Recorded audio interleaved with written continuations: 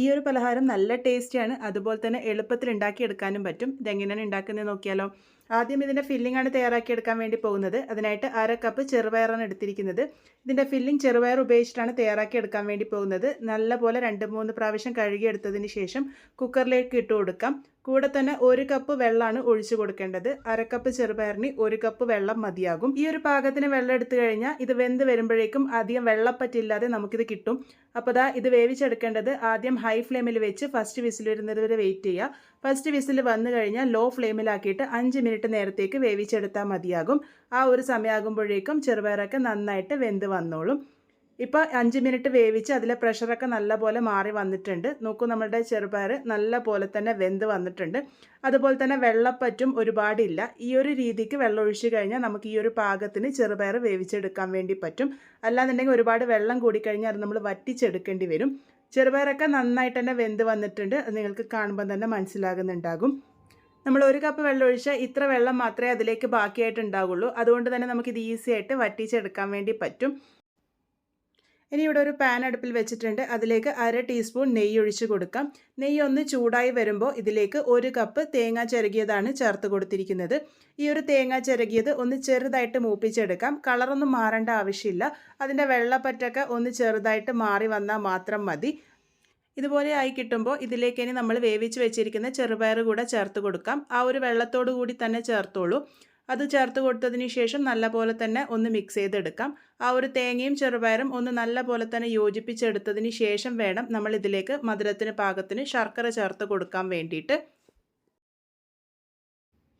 ഇനി ഇതിലേക്ക് 1/2 കപ്പ് പൊടിച്ച ശർക്കരയാണ് ചേർത്ത് കൊടുക്കുന്നത്. ഞാനിവിടെ ശർക്കര ഡയറക്റ്റ് ആയിട്ടാണ് ഇട്ട് കൊടുത്തിരിക്കുന്നത്. അത് അഴുക്കില്ലാന്ന് ഉറപ്പുള്ളത് കൊണ്ടാണ്. അഥവാ നിങ്ങളുടെ ശർക്കരയിൽ അഴുക്കുണ്ട് തോന്നുന്നുണ്ടെങ്കിൽ ശർക്കര പാനിയാക്കിയതിന് ശേഷം ചേർത്ത് കൊടുത്താൽ മതി അരിച്ചിട്ട്. ഞാനിവിടെ പാരീസിൻ്റെ ശർക്കരപ്പൊടിയാണ് ഉപയോഗിച്ചിരിക്കുന്നത്. അതുപോലെ തന്നെ ശർക്കരയുടെ അളവ് നിങ്ങൾക്ക് കൂട്ടോ കുറക്കോ ഒക്കെ ചെയ്യാവുന്നതാണ്. അത് അവരവരുടെ ഇഷ്ടത്തിനനുസരിച്ച്. ഇതുപോലെ ശർക്കരയും ആ ഒരു ചെറുപയറും തേങ്ങയും എല്ലാം കൂടെ നന്നായിട്ട് ഒന്ന് യോജിച്ച് വരണം. ഇതുപോലെ ഒന്ന് യോജിപ്പിച്ചെടുത്തതിന് ശേഷം ഇതിലേക്ക് ഒരു നുള്ളു ഉപ്പ് ചേർത്ത് കൊടുക്കുന്നുണ്ട്. കൂടെ തന്നെ 1/2 ടീസ്പൂൺ പഞ്ചസാരയാണ് ചേർത്ത് കൊടുത്തിരിക്കുന്നത്. ശർക്കര ചേർത്തുണ്ടാക്കുന്ന പലഹാരങ്ങൾ നമ്മൾ പൊതുവെ കഴിക്കുമ്പോൾ ഒരു മടുപ്പ് അല്ലെങ്കിൽ ഒരു കുത്തൽ പോലെയൊക്കെ തോന്നാറില്ലേ? അത് ഒഴിവാക്കാൻ വേണ്ടിയിട്ടാണ് ആ ഒരു പഞ്ചസാര ചേർത്ത് കൊടുത്തിരിക്കുന്നത്.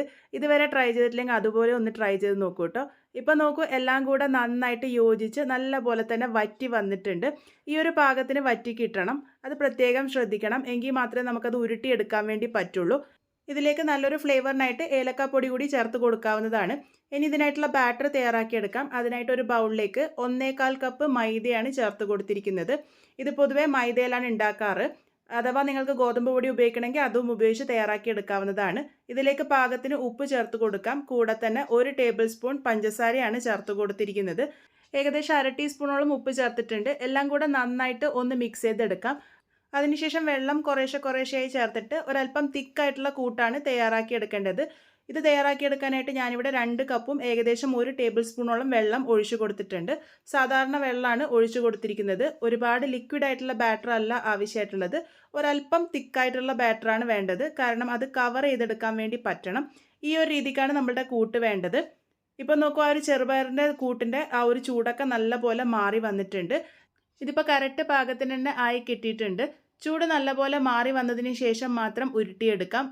ഇതുപോലെ കുറച്ച് ചെറിയ ഉരുളകളാക്കിയിട്ട് നമുക്ക് ഉരുട്ടിയെടുക്കാം. ഉരുളകളുടെ വലുപ്പം നിങ്ങളുടെ ഇഷ്ടാനുസരണം കൂട്ടും കുറക്കൊക്കെ ചെയ്യാവുന്നതാണ്. ഈ ഒരു വലുപ്പത്തിലുള്ള ഉരുളകളാണ് ഞാനിവിടെ തയ്യാറാക്കിയെടുക്കാൻ വേണ്ടി പോകുന്നത്.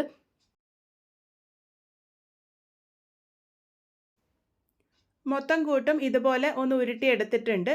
ഈ ഒരു പാകത്തിനാണ് ഞാനിപ്പോൾ ഇവിടെ ഉരുട്ടിയെടുത്തിരിക്കുന്നത്. ഇനി ഇതെങ്ങനെയാണ് കുക്ക് ചെയ്തെടുക്കുന്നതെന്ന് നോക്കാം. ഡീപ് ഫ്രൈ ചെയ്തെടുക്കാനാണ് പോകുന്നത്. അതിനായിട്ട് കുറച്ച് എണ്ണ നേരത്തെ ചൂടാക്കാൻ വേണ്ടി വെച്ചിരുന്നു. എണ്ണ നല്ലപോലെ ചൂടായി വന്നതിന് ശേഷം തയ്യാറാക്കി വെച്ചിരിക്കുന്ന ചെറുപയറിൻ്റെ ഉരുള ആ ഒരു മൈദയുടെ കൂട്ടിൽ നല്ല പോലെ തന്നെ ഒന്ന് ഡിപ്പ് ചെയ്തെടുക്കാം. മൈദയുടെ കൂട്ട് ഒരല്പം കട്ടിയായിരിക്കുന്നത് കൊണ്ട് തന്നെ ഇത് ഈസി ആയിട്ട് കവർ ചെയ്ത് കിട്ടിക്കോളും.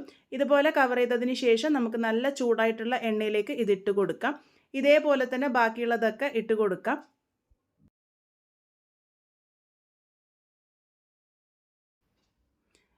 ഇതുപോലെ ഇട്ട് കൊടുത്തതിന് ശേഷം മീഡിയം ഫ്ലെയിമിൽ വെച്ചിട്ട് വേണം കുക്ക് ചെയ്തെടുക്കാൻ വേണ്ടിയിട്ട്. ഒരു ഭാഗം നന്നായിട്ട് ഫ്രൈ ആയിട്ട് വരുന്നത് വരെ വെയിറ്റ് ചെയ്യുക. നന്നായിട്ട് ഫ്രൈ ആയി വന്നതിന് ശേഷം നമുക്കിത് മറിച്ചിട്ട് കൊടുക്കാം. മറിച്ചിട്ട് കൊടുത്ത് അടുത്ത ഒരു ഭാഗം കൂടെ നന്നായിട്ട് ഫ്രൈ ആയിട്ട് വരുന്നത് വരെ മീഡിയം ഫ്ലെയിമിൽ വെച്ചിട്ട് വേണം കുക്ക് ചെയ്തെടുക്കാൻ വേണ്ടിയിട്ട്.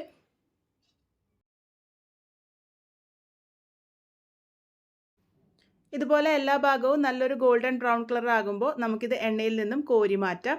ഇതേപോലെ തന്നെ ബാക്കിയുള്ളതൊക്കെ റെഡിയാക്കി എടുക്കാം.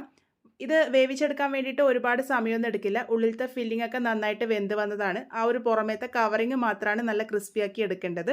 ഇതിപ്പോൾ പാകത്തിന് റെഡി ആയിട്ടുണ്ട്. ഇന്ന് ഉണ്ടാക്കിയിരിക്കുന്ന പലഹാരം എന്താണെന്ന് നിങ്ങൾക്കിപ്പോൾ മനസ്സിലായിട്ടുണ്ടാകും. നമ്മളിത് ഉണ്ടാക്കിയിരിക്കുന്നത് സുഗിയനാണ്. പക്ഷേ ഇതിൻ്റെ ഫില്ലിംഗ് സാധാരണ സുഗിയനിൽ നിന്നും വ്യത്യസ്തമായിട്ടുള്ളതാണ്. സാധാരണ സുഗിയൻ ഉണ്ടാക്കുമ്പോൾ തേങ്ങയൊന്നും ചേർക്കാറില്ല. അതുപോലെ തന്നെ സുഗിയൻ്റെ ഫില്ലിംഗ് തയ്യാറാക്കുമ്പോൾ പൊതുവെ എല്ലാവരുടെയും കൂട്ട് ലൂസായി എന്നൊക്കെ പരാതി വരാറുണ്ട്. ഈ ഒരു രീതിക്ക് തയ്യാറാക്കി എടുക്കുകയാണെങ്കിൽ നല്ല പെർഫെക്റ്റ് ആയിട്ട് തന്നെ നിങ്ങൾക്ക് കിട്ടും. എന്തായാലും ട്രൈ ചെയ്ത് നോക്കൂ. ട്രൈ ചെയ്ത് ഫീഡ്ബാക്സ് ഒക്കെ പറയാൻ മറക്കരുത്. വീണ്ടും ഒരു നല്ല റെസിപ്പിയുമായി കാണാം.